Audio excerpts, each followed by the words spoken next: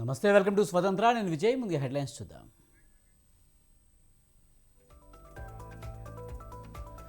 పాత బస్తీ మెట్రోకు సీఎం రేవంత్ రెడ్డి శంకుస్థాపన. ఏడాదిలోగా పూర్తి చేసేలా సర్కార్ ప్రణాళికలు.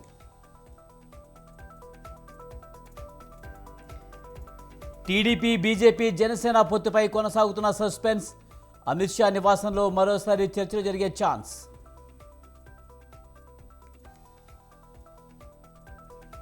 తెలంగాణలో ఊపందుకున్న బీజేపీ ఆపరేషన్ ఆకర్ష్. సీతారాం నాయక్ జలగం వెంకట్రావుతో మంతనాలు.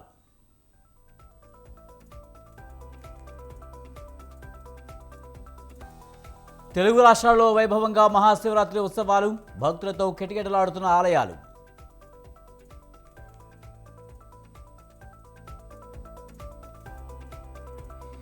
ఈ నెల 25 నుంచి ప్రధాని మోదీ ఎన్నికల ప్రచారం. 150 ఎన్నికల సభలు, రోడ్ షోలకు ప్లాన్.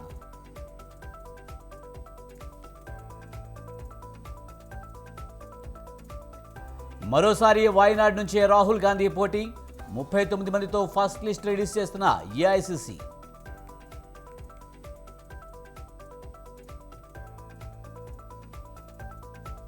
ముగిసిన ధర్మశాల టెస్ట్ రెండో రోజు ఆట.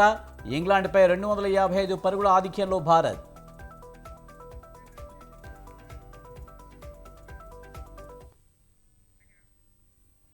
వచ్చే లోక్సభ ఎన్నికల్లో పోటీ చేసే 36 మంది అభ్యర్థులతో కూడిన తొలి జాబితాను కాంగ్రెస్ పార్టీ ప్రకటించింది. తెలంగాణలో మొత్తం 17 ఎంపీ స్థానాలు ఉండగా ప్రస్తుతం 4 స్థానాలకే అభ్యర్థులను ఖరారు చేసింది.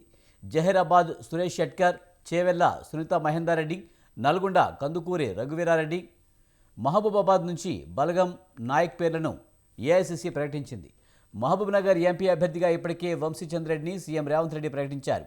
కానీ ఆయన పేరును హోల్డ్లో పెట్టింది.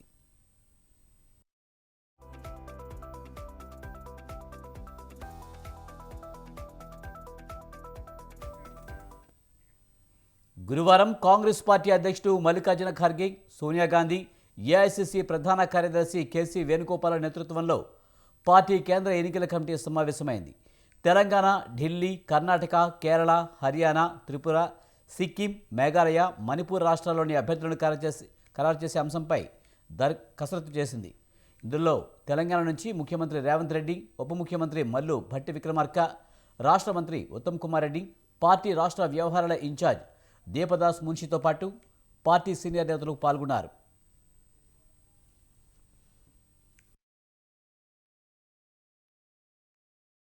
This is the Lok Sabha election which is going to be decided the future of this country. Our target, Congress party is target to win maximum number of seats in this Lok Sabha election to eradicate this fascist government. That is the target, that is the foremost priority. That is the answer. Therefore, we are searching for winning each and every seats of Congress, wherever we can have. That is the priority. No, you senior leaders are, in this list, senior leaders are there. Coming list also, senior leaders will be there. How we are inviting all the India party leaders to be there on 17th. We are expecting, because election time also there, we are expecting maximum participation of India leaders in that meeting. Because this is very clear it is. This is the Lok Sabha election which is going to be decided the future of this country. Our target, Congress party is target to win maximum number of seats in this Lok Sabha election to eradicate this fascist government. That is the target, that is the foremost priority. That is the answer. Therefore, we are searching for winning each and every seats of Congress, wherever we are. చట్టాలను ఉల్లంఘించిన అధికారుల పేర్లు, YCP నాయకుల పేర్లు red బుక్లో ఉన్నాయని TDP జాతీయ ప్రధాన కార్యదర్శి నారా లోకేష్ అన్నారు. తాము ప్రజాధనాన్ని లూటీ చేయలేదు, మాయమాటలు చెప్పి అధికారంలోకి రాలేదని తెలిపారు. 2019 నుంచి 2024 వరకు టీడీపీ కార్యకర్తలపై అనేక అక్రమ కేసులు పెట్టారని మండిపడ్డారు. పుట్టపర్తిలో నిర్వహించిన శంకరావం సభలో మాట్లాడిన లోకేష్ వైసీపీపై నిప్పులు చెరిగారు. తనపై 22 కేసులు నమోదు చేశారని లోకేష్ తెలిపారు. గతంలో చంద్రబాబును అరెస్టు చేస్తే పవన్ కళ్యాణ్ ఒక అన్నగా నిలబడ్డారని తెలిపారు. తమ ప్రభుత్వం ఏర్పడిన మొదటి 100 రోజుల్లోనే టిడ్కో ఇల్లు పూర్తి చేసి లబ్ధిదారుడితో గృహప్రవేశం చేయిస్తామని లోకేష్ హామీ ఇచ్చారు. నేను కొన్ని సవాళ్ళు ఇస్తున్నా. సొంత చెల్లి కన్నీరు పెట్టుకున్న కారణం నువ్వు అవునా కాదా అని అడుగుతున్నా. సొంత తల్లిని మెడబట్టు బయట గెంటేసింది నువ్వు అవునా కాదా అని అడుగుతున్నా. తల్లికి చెల్లికి న్యాయం చేయలేని వ్యక్తి మనకి న్యాయం చేస్తాడా అని ఆలోచించమంటున్నా. ఎన్నికల ముందర ఏం చెప్పాడు తల్లి? సంపూర్ణ మద్యపాన నిషేధం చేసిన తర్వాతనే మీ ఓట్లు అడుగుతా అన్నాడు. ఆ హామీ గోవిందా గోవిందా. 45 సంవత్సరాల వయసు నిండిన ఎస్సీ ఎస్టీ బీసీ మైనారిటీ మహిళలకి పెన్షన్ ఇస్తాన్నాడు. ఏమైందా హామీ? గోవిందా గోవిందా. సంక్షేమ అభివృద్ధి పైన చర్చకు నేను సిద్ధం, నువ్వు సిద్ధమా అని అడుగుతున్నా. భారతదేశంలోనే 100 సంక్షేమ కార్యక్రమాలు కట్ చేసిన ఏకైక వ్యక్తి, ఏకైక ముఖ్యమంత్రి ఈ సైకో జగన్. గత 5 ఏళ్లుగా నువ్వు బీసీలకి ఏం చేశావు? 26,000 మంది బీసీల పైన దొంగ కేసులు పెట్టావు. ఏకంగా 300 బీసీలని చంపేశావు. బీసీలకి రావాల్సిన 30 సంక్షేమ కార్యక్రమాలు ఈ ప్రభుత్వం రద్దు చేసింది. బీసీ సప్లైన్ ద్వారా రావాల్సిన 75,000 కోట్ల నిధులు పక్కదారు మళ్లించింది ఈ ప్రభుత్వం. చంద్రబాబు నాయుడు గారు పవన్ అన్న కలిసి బాబు సూపర్ 6 ప్రకటించారు. దాంట్లో మొదటి హామీ మన ప్రభుత్వం ఏర్పడిన 5 సంవత్సరాల్లో 20 లక్షల ఉద్యోగాలు ఇప్పించే బాధ్యత మేము తీసుకుంటాం. ఉద్యోగాలు వచ్చే వరకు ప్రతి నెల 3,000 రూపాయలు నిరుద్యోగ భృతి కూడా అందజేస్తాం. అంతేకాదు స్కూల్కి వెళ్లే ప్రతి విద్యార్థి తల్లిదండ్రుల అకౌంట్ లో ప్రతి ఏడా 15,000 రూపాయలు మన ప్రభుత్వం ఇస్తుంది. ఇద్దరుంటే 30,000, ముగ్గురుంటే ఎంత? 45,000 రూపాయలు మన ప్రభుత్వం ఇస్తుంది. ఇంకా రైతులు ఆదుకునేదానికి ప్రతి ఏడా 20,000 రూపాయలు ఆర్థిక సాయం కూడా మన ప్రభుత్వం చేస్తుంది. ప్రతి ఇంటికి ప్రతి ఏడా ఉచితంగా 3 గ్యాస్ సిలిండర్లు అందించే బాధ్యత మేము తీసుకుంటాం. ఇంకా 18 నుంచి 59 సంవత్సరాలు వయసు కలిగిన మహిళలకి ప్రతి నెల 1,500 రూపాయలు ఇస్తాం. అంటే సంవత్సరానికి 18,000, 5 సంవత్సరాల్లో 90,000 రూపాయలు మీ అకౌంట్ లో మన ప్రభుత్వం జమ చేస్తుంది. మహిళలు ఆర్టీసీ బస్సులో ఉచితంగా ప్రయాణించే హక్కు కూడా మన ప్రభుత్వం కల్పించబోతుందని ఈ సభాముఖంగా నేను హామీ ఇస్తున్నా. ఆంధ్రప్రదేశ్లో తెలుగుదేశం పార్టీ వెంటిలేటర్పై ఉందని వైసీపీ నాయకుడు, ప్రభుత్వ సలహాదారుడు సజ్జల రామకృష్ణారెడ్డి విమర్శించారు. పార్టీని బతికించుకునేందుకు చంద్రబాబు పొత్తు యత్నాలు చేస్తున్నారని ఆరోపించారు. ఏ ఎన్నికలైనా చంద్రబాబు పొత్తులు లేనిదే ఎన్నిక వెరలేరని పేర్కొన్నారు. పుట్టిన కంపెనీలో 4 రోజుల తర్వాత ప్రభుత్వం ఎంఓయూ ఎంటర్ అవుతుంది. అంతా చేస్తే ఆ కంపెనీకి కానీ ఒరిజినల్ ఐఎంజీకి కానీ సంబంధం లేదు. 5వ తేదీ అది ఫామ్ అవుతుంది. 6వ తేదీ ఇమ్మీడియట్ ప్రపోజలు, దాని మీద జీవో ఒకటి సర్క్యులర్ రిలీజ్ అవుతుంది. చీఫ్ సెక్రటరీ 4 మంత్రులు సంతకాలు చేస్తారు. 9వ తేదీ ఎంఓయూ ఎంటర్ అవుతారు. దాని ప్రకారం ఇచ్చిన సౌకర్యాలు అవి చూసి నిన్న హైకోర్టు న్యాయస్థానం పూర్తి దిగ్భ్రాంతి వ్యక్తం చేసింది. 20 ఏళ్ల తర్వాత 2003 ఎండ్లో 4లో జరిగిన ఆ రోజు ఆ కుంభకోణం, 2006-7లో సరిదిద్దబడిన కుంభకోణం, 2024లో ఈరోజు అంటే 20 ఏళ్ల తర్వాత జడ్జిమెంట్లో ఇప్పుడు కూడా హైకోర్టు దిగ్భ్రాంతి వ్యక్తం చేసిన అంశాలు ఏవయ్యాయంటే, ఈ 4 రోజుల్లో జరిగిన ఎంఓయూ ప్రకారం ఆ ఐఎంజీ భారత్ అనే ఒక బోగస్ కంపెనీకి 850 ఎకరాల ల్యాండ్, అంతవరకు ఏర్పాటయ్యేంతవరకు స్టేడియం మీద పూర్తి రైటు, లాల్బాగ్ ఎల్బీ స్టేడియం కానీ ఇంకా హైదరాబాద్లో ఉండే స్టేడియంస్, వాటి మెయింటెనెన్స్కు సంవత్సరానికి 2.5 కోట్లు లేదా ఎక్కువ అయితే అది, అలాగే ఒక 3 ఏళ్ల పాటు వాళ్లకు 100% ఏ ఖర్చులైనా మెయింటెనెన్స్ అంతా, ఎలక్ట్రిసిటీ కానీ వాటర్ కానీ పాడుపడేసి మొత్తం అన్నీ కూడా ఫ్రీ, 100% రీయింబర్స్మెంట్. రాష్ట్రంలోని స్టేడియంలో వాళ్ళకి కావాల్సినవి తీసుకోవచ్చు. ఫస్ట్ రైట్ ఆఫ్ రిజెక్షన్ వాళ్ళకే, వాళ్ళు వద్దనుకుంటేనే గవర్నమెంట్కి ఉంటాయి. ఇంకా దానికి కొసరు కింద వాళ్ళకు ప్రధాన కార్యాలయం అంతర్జాతీయ స్థాయిలో ఏర్పాటు చేయడానికి ఒక 5,000 గజాల స్థలం, ఎక్కడ? Jubilee hills, Banjara hills, Jubilee hills, Madhapur వెళ్లే దారిలో 5,000 గజాల స్థలం కూడా. చంద్రబాబు నాయుడు ఈసారి నేనన్న దాంట్లో కూడా he's in such a desperation. ఇంకా వెంటిలేటర్ మీద ఉన్నవాడు ఎట్లయితే ఇదవుతుంటాడో, లేదా దింపుడు కళ్ళ మాస్ అంటారు ఫైనల్గా, ఆ దీంతో చేసే ప్రయత్నము, చేయని ప్రయత్నం అంటూ లేదు, చేసే ప్రయత్నం కాదు, చేయని ప్రయత్నం అంటూ లేదు. ప్రపంచంలో ఉండే అన్ని శక్తులు తనను ఆవాహించాలి, వీటన్నిటిని పెట్టుకుని ఎట్లా జగన్మోహన్ రెడ్డి గారిని ఢీకొనాలనే దాంట్లో భాగంగా ఆయన ఈరోజు నిన్నటి నుంచి ఢిల్లీలో ఎట్లా పడిగాపులు కాస్తున్నాడో అందరు చూస్తూనే ఉన్నారు. దీంట్లో మీకేమనిపిస్తుందో నాకు అర్థం కావట్లే, కానీ అది బలహీనతోడ కాదు, ఒక నిస్పృహ. ఇది మిస్ అయితే ఇంక నేను నా బతుకే నేను అయిపోయినట్టే అని భావించే వ్యక్తి ఆఖరి క్షణంలో చిన్న గడ్డిపోత దొరికినా ఎట్లయితే కొట్టకపోయేవాడు ఎట్లా చేస్తాడో ఆ ప్రయత్నం చేస్తున్నట్టు అనిపిస్తుంది. ఇంకా అది దాంట్లోనే నిస్సహాయత, బలహీనత, డెస్పరేషన్ ఏదైతే ఉందో, బలమని ఎవరన్నా అనుకుంటే ఏదో చేయగలడని అనుకుంటే అది భ్రమే అవుతుంది. ఆయన ఈసారి అప్పటికి ఇప్పటికీ మీరు గతంలో ఫస్ట్ నుంచి చూసినా కూడా ఎవరో ఒకరి ఇది లేనిదైతే కాలేదు, అందరినీ పెట్టుకుంటున్నాడు, ట్రై చేస్తున్నాడు.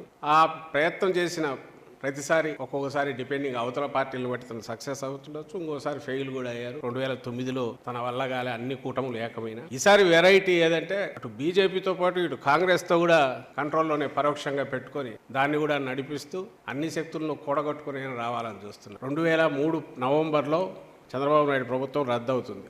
ఆయనే సిఫార్సు చేస్తాడు. అదే అప్పుడు బాంబు ఇది పడి అలిపిరి బాంబు, దీంతో సింపతి వస్తుంది అనుకుని సిఫార్సు చేస్తాడు. ఆపద్ధర్మ ప్రభుత్వంలో 2004 ఫిబ్రవరిలో గచ్చిబౌలిలో 400 ఎకరాలు రిజిస్ట్రేషన్ కూడా చేసి సేల్ డీడ్ ఇస్తారు. గచ్చిబౌలిలో సెంట్రల్ యూనివర్సిటీ పక్కన అప్పటికే ఎంఆర్ ప్రాపర్టీస్, బౌల్డర్ హిల్స్ ఆ ఏరియా అంతా అప్పటికే విల్లాస్ వస్తున్నాయి. IVRCL వాళ్ళది విల్లాస్ అవన్నీ వస్తున్న ఏరియా.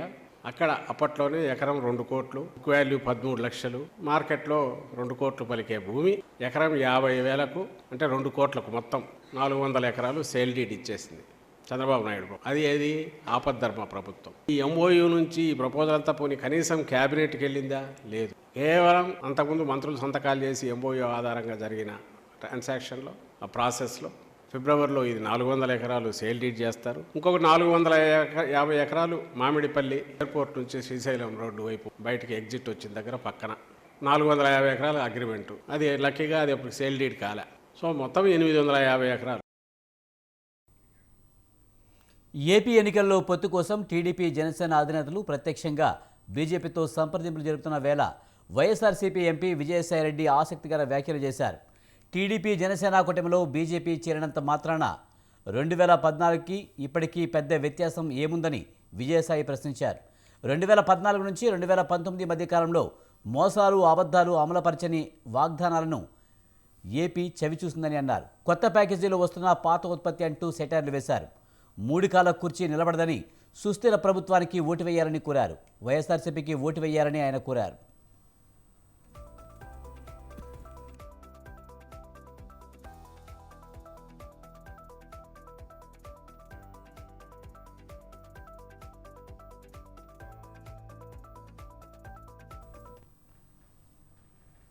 రాష్ట్రంలో కాపు సంక్షేమ సేన కమిటీలన్నీ తాత్కాలికంగా రద్దు చేస్తున్నట్లు కాపు సంక్షేమ సేన అధ్యక్షుడు, మాజీ ఎంపీ చేకొండ హరిరామయ్య జోగయ్య ప్రకటించారు. పాలకులలో సమావేశమైన కాపు సేన కమిటీ సభ్యులంతా కమిటీ కొనసాగింపు లేదా రద్దు విషయమై పూర్తి అధికారాలు జోగయ్యకి ఇస్తూ తీర్మానం చేశారు. దీంతో వ్యవస్థాపక అధ్యక్షుడైన జోగయ్య మినహా వివిధ హోదాల్లో పనిచేస్తున్న అందరి పదవులు, అన్ని కమిటీలను రద్దు చేస్తూ నిర్ణయం తీసుకున్నారు. పూర్తి ఎన్నికల అనంతరం కమిటీ పునరుద్ధరణపై నిర్ణయం తీసుకోనున్నట్లు ప్రకటించారు. ప్రజారాజ్యం పార్టీని చిరంజీవి రద్దు చేసి కాంగ్రెస్లో విలీనం చేసినప్పుడు తనతో పాటు కొందరు కాపు నాయకులు నష్టపోయారని పేర్కొన్నారు. ఇప్పుడు కూడా ఇలాంటి పరిస్థితి రాకూడదని ఆకాంక్షించారు. రాష్ట్రంలో పవన్ కళ్యాణ్తో పాటు బడుగు బలహీన వర్గాలకు చెందిన ఎవరైనా ముఖ్యమంత్రి పదవి చేపట్టారన్న జోగయ్య తన పోరాటం కొనసాగుతూనే ఉంటుందని పేర్కొన్నారు.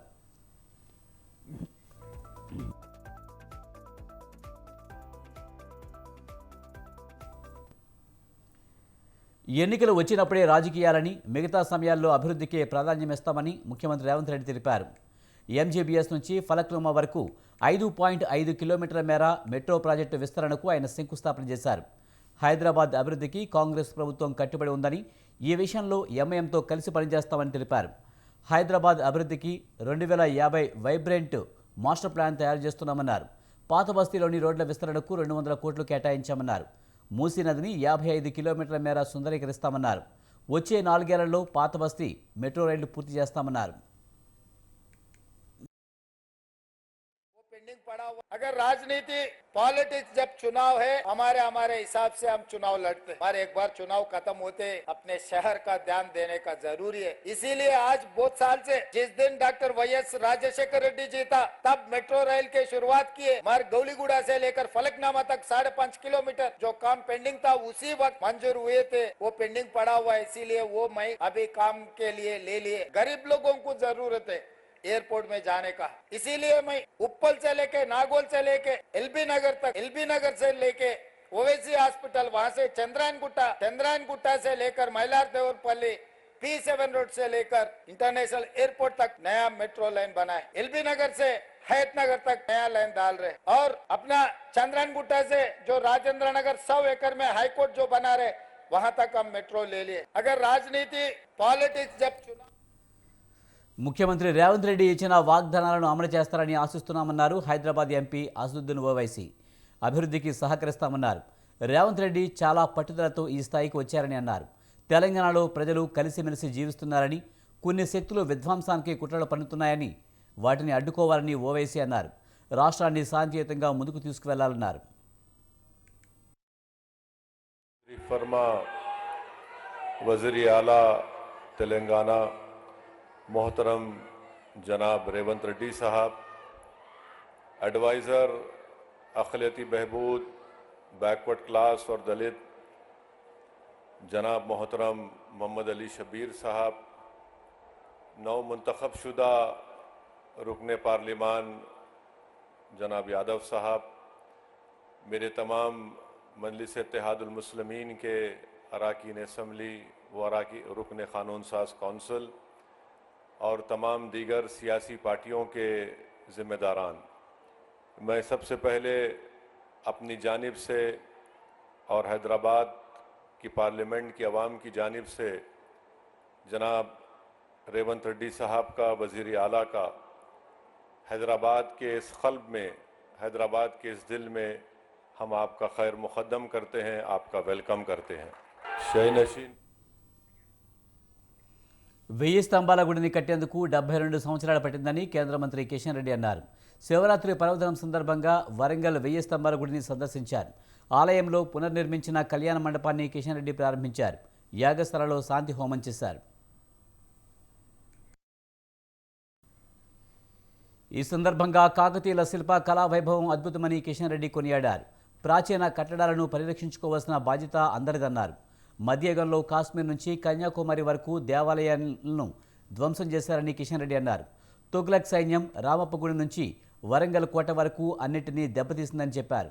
తాజాగా పునర్నిర్మాణం చేసిన 1000 స్తంభాల గుడి కళ్యాణ మండపంలో 132 స్తంభాలు ఏర్పాటు చేసినట్టు తెలిపారు.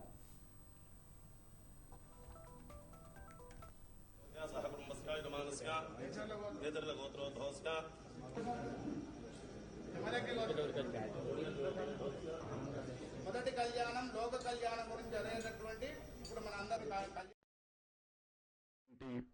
1000 స్తంభాల గుడిని మనం ఈరోజు పునరుద్ధరించుకొని శివరాత్రి పర్వదినాన పూజలు నిర్వహించుకొని మరి ఈరోజు మహాశివుడికి ఈరోజు అంకితం చేశాం. అది గొప్ప కార్యక్రమం. శివరాత్రి రోజు మహాశివుడికి ఈరోజు మంటపాన్ని మనం అంకితం చేశాం. దేశ చరిత్రలో మనకందరూ తెలుసు, కాకతీయుల యొక్క పాలన ఒక స్వర్ణయుగం లాంటిది. చెప్పారు, ఒక మంటపం కట్టడానికే మనకు 19 సంవత్సరాలు పడితే ఈరోజు కాకతీయుల కాలంలో అనేక రకాల దేవాలయాలు, అనేక రకాల చెరువులు, అనేక రకాల ప్రాచీనమైనటువంటి చరిత్రాత్మకమైనటువంటి వరంగల్ పోర్టు లాంటి అనేక కట్టడాలు ఎట్లా కట్టారో ఈరోజంతా క్రేన్లు వచ్చాయి. చదువుకున్నటువంటి ఇంజనీర్లు ఉన్నారు. ఆ రోజు చదువుకున్న ఇంజనీర్లు లేరు, క్రేన్లు లేవు. మరి పెద్ద పెద్ద స్టోన్స్ ఏ రకంగా తీసుకొచ్చారు, ఏ రకంగా కట్టారో ఒక్కసారి మనము ఆలోచన చేస్తే ఈ కట్టడాల యొక్క ప్రాధాన్యత మనకు గుర్తవుతుంది. ఈరోజు ప్రతిష్టాత్మకమైనటువంటి లోక్సభ ఎన్నికల వేళ తెలంగాణలో బీజేపీ ఆపరేషన్ ఆకర్ష్ వేగం పెంచింది. ఇప్పటికే 2 బీఆర్ఎస్ సిట్టింగ్ ఎంపీలకు కండువా కప్పి పార్టీలోకి ఆహ్వానించిన కమలనాథులు ఇప్పుడు అదే ధరలో మాజీ ఎంపీ సీతారాం నాయక్, మాజీ ఎమ్మెల్యే జలగం వెంకట్రావును ఆకర్షిస్తున్నారు.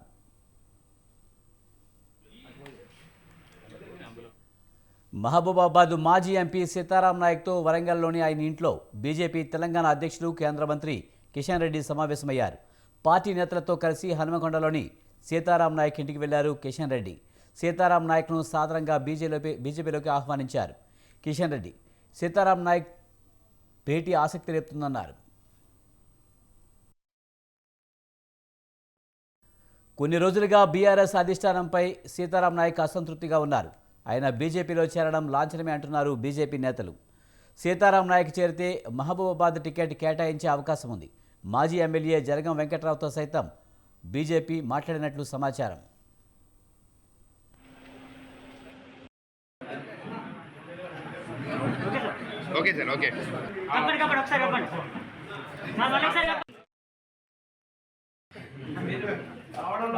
మంచి వాళ్ళు ఉన్నటువంటి వాళ్ళు ఎవరైనా సరే ఈ దేశం కోసం సమాజం కోసం ఆలోచించుకునే అందరూ కూడా భారతీయ జనతా పార్టీలో చేర్చుకోవాలని పాలసీ. కాబట్టి తప్పకుండా నేను వాడు వస్తే ఆ సంతోషంగా చేర్చుకుంటాను. చెప్పాను ఇంత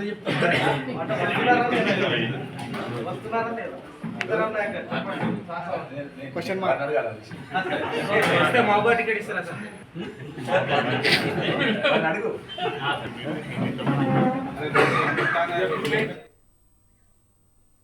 మహాలక్ష్మి పథకం వచ్చిన తర్వాత అన్ని బస్టాండ్లు బస్సులు కలకలలాడుతున్నాయని అన్నారు మంత్రి పొన్నం ప్రభాకర్. సిద్దిపేట జిల్లా ఉస్నాబాద్ పట్టణంలో బస్టాండ్ ఆధునీకరణ పనులకు ఆయన శంకుస్థాపన చేశారు. త్వరలోనే ఆర్టీసీలో ఉద్యోగ నియామకాలు చేపడతామన్నారు. ఉస్నాబాద్ నియోజకవర్గ ప్రజల ఆశీర్వాదంతోనే తాను ఎమ్మెల్యేగా గెలిచి మంత్రినయ్యారని చెప్పారు. ఆర్టీసీని గ్రామాన తీసుకుపోతామని, త్వరలోనే అన్ని సమస్యలు పరిష్కారమవుతాయని మంత్రి పొన్నం చెప్పారు. అన్ని బస్టాండ్లు బస్సులన్నీ కలకలలాడుతున్నాయి. మా అక్క చెల్లెలందరితో ఆర్టీసీ బస్సుల్లో ప్రయాణం చేసినారు ఉచితంగా. వారందరికీ అభినందనలు. ఎక్కడైనా ఏదైనా అసౌకర్యం కలిగితే క్షమించండి. రాబోయే కాలంలో కొత్తగా బస్సులు తేవడం కావచ్చు, నూతన రిక్రూట్మెంట్ కావచ్చు, ఈ విధంగా బస్టాండ్ల నిర్మాణం కావచ్చు, ఈ తర్వాత అన్ని కూడా చేపట్టబోతున్నాం. అన్నిటికంటే ఎక్కువగా హుస్నాబాద్ నియోజకవర్గ ప్రజల ఆశీర్వచనంతో, మీరు ఇచ్చినటువంటి దీవెనతోటి శాసనసభ్యున్నై రాష్ట్రంలో మంత్రిగా అయిన తర్వాత ఆర్టీసీ శాఖ, బీసీ సంక్షేమ శాఖ రావడంతో ఇలా ఆర్టీసీకి సంబంధించి మళ్ళీ ఒకసారి ఆర్టీసీని పునరుజ్జీవింపజేసి, గతంలో చాలా ఇబ్బందుల్లో ఉండే ఆర్టీసీ, అటువంటి ఆర్టీసీ ఇప్పుడు పాత బకాయిలు తప్ప కొత్తగా రోజువారీ నడవడానికి ఎక్కడ కూడా రూపాయి లాస్ లేకుండా ఉండే విధంగా కార్యాచరణ తీసుకొని ముందుకు పోతున్నామని మనమనేస్తాం. ప్రభుత్వం సహకారం ఎక్కిన ఉచితంగా ప్రయత్నం చేస్తున్న ప్రతి మహిళ బిల్లును రాష్ట్ర ప్రభుత్వం నెలకు 350 కోట్ల రూపాయలు ఆర్టీసీకి ఇస్తా ఉంది. వాటితోటి ఇలా ఆర్టీసీ నిలదొక్కుని ఆపరేషన్ లాస్ గతంలో 40, 50, 60% ఆక్యుపెన్సీ అంటే బస్సులో ప్రయాణించే శాతం ఉంటే ఇలా 100% దాటిపోతున్నటువంటి సందర్భంగా ఇది ప్రయాణికులకు ఏ విధంగా ఉపయోగపడుతుందో ఈ సంస్థ రాష్ట్ర భవిష్యత్తును దృష్టిలో పెట్టుకుని ఓటు వేయాలని టీడీపీ అధినేత చంద్రబాబు సత్యమణి నారా భువనేశ్వరి పిలుపునిచ్చారు. సమర్థ నాయకుడిని ఎన్నుకోవడం చాలా ముఖ్యమని చెప్పారు. కర్నూలు జిల్లా పత్తికొండలో నారా భువనేశ్వరి పర్యటించారు. మొదటిసారి ఓటు వేయనున్న యువతీ యువకులతో భువనేశ్వరి సమావేశమయ్యారు. ఓటు ఎవరికి వేయాలో ముందే ఆలోచించుకోవాలని భువనేశ్వరి సూచించారు.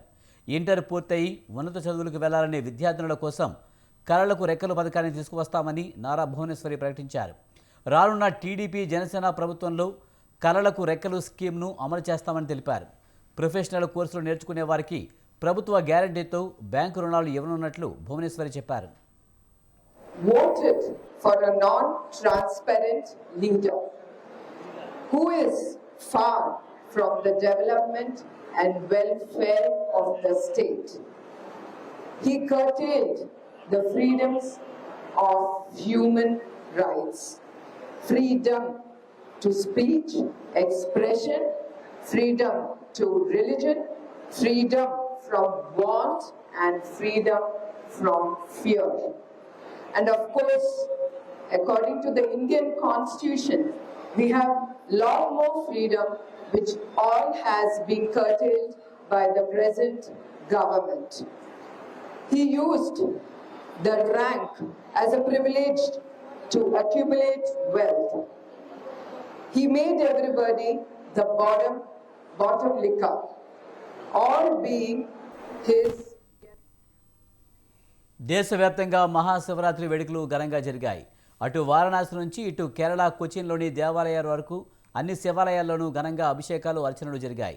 వారణాసిలోని విశ్వేశ్వర ఆలయం, సోమనాథ్, ఉజ్జయిని కాళేశ్వర ఆలయం, ఓంకారేశ్వర ఆలయంతో సహా అన్ని జ్యోతిర్లింగ ఆలయాల్లో భక్తులు పోటెత్తారు.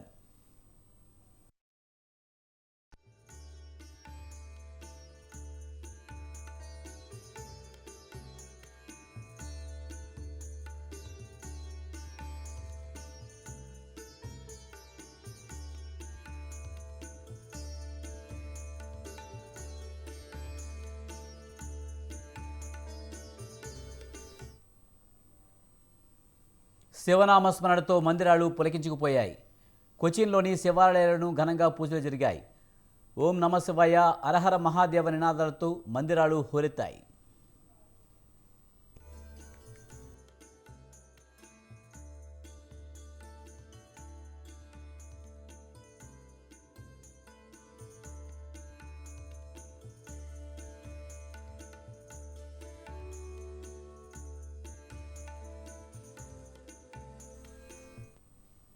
గుజరాత్లోని సోమనాథ్ మందిరం, ద్వారకాలోని నాగేశ్వర మందిర్, బద్రీనాథ్లో మహాశివ మందిర్, ఆంధ్రప్రదేశ్లోని శ్రీశైలం మల్లికార్జున స్వామి ఆలయం, ఉజ్జయిని మహాకాళేశ్వర ఆలయం, ఇండోర్లోని ఓంకారేశ్వర మందిరం, పూణేలోని భీమశంకర మందిరం, కాశీ వారణాసి మందిరం, నాసిక్ త్రయంబకేశ్వర మందిరాల్లో ఘనంగా మహాశివరాత్రి ఉత్సవాలు ఘనంగా జరిగాయి.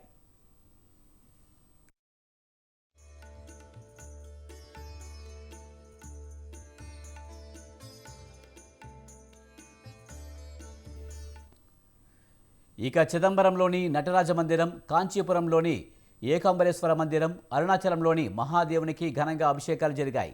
మందిరాలన్నీ భక్తులతో పులకించిపోయాయి. గంగానదిలో వేలాది మంది పవిత్ర స్నానాలు చేసి శివుని దర్శించుకున్నారు.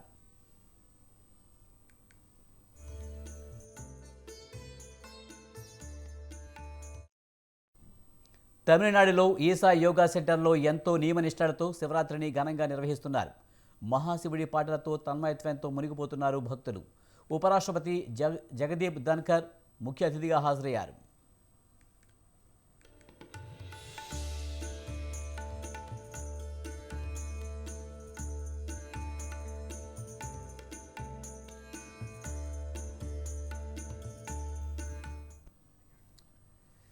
ఇన్ఫోసిస్ సహ వ్యవస్థాపకుడు నారాయణమూర్తి సత్యమణి సుధామూర్తి రాజ్యసభకు నామినేట్ అయ్యారు. రాష్ట్రపతి ద్రౌపది ముర్ము ఆమెను పెద్దల సభకు నామినేట్ చేసినట్లు ప్రధాని నరేంద్ర మోదీ తెలిపారు. మహిళా దినోత్సవం రోజున ప్రధాని మోదీ ఈ ట్వీట్ చేశారు. ఈ సందర్భంగా పలు రంగాల్లో సుధామూర్తి విశేష కృషిని ప్రధాని మోదీ కొనియాడారు.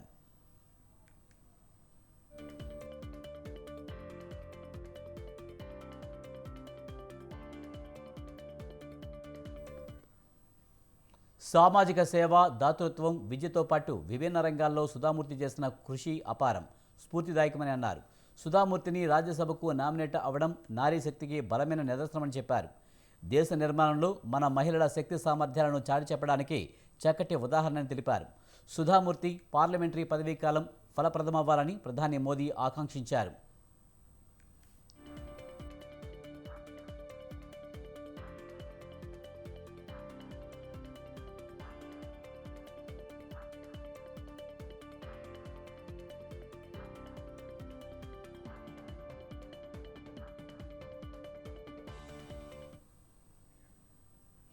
మహిళా దినోత్సవం రోజున కేంద్ర ప్రభుత్వం గుడ్ న్యూస్ చెప్పింది. వంట గ్యాస్ సిలిండర్ ధరను తగ్గిస్తున్నట్లు ప్రకటించింది. సిలిండర్పై 100 తగ్గిస్తున్నామని, దీంతో లక్షలాది మంది మధ్యతరగతి కుటుంబాలపై ఆర్థిక భారం తగ్గనుందని ప్రధాని మోదీ అన్నారు. వంట గ్యాస్ ధర తగ్గడంతో మహిళలకు అండగా నిలిచినట్లు అవుతుందని అభిప్రాయపడ్డారు. మహిళా సాధికారత కల్పించేందుకు సిలిండర్ ధర తగ్గింపు దోహదపడుతుందని ప్రధాని మోదీ చెప్పారు.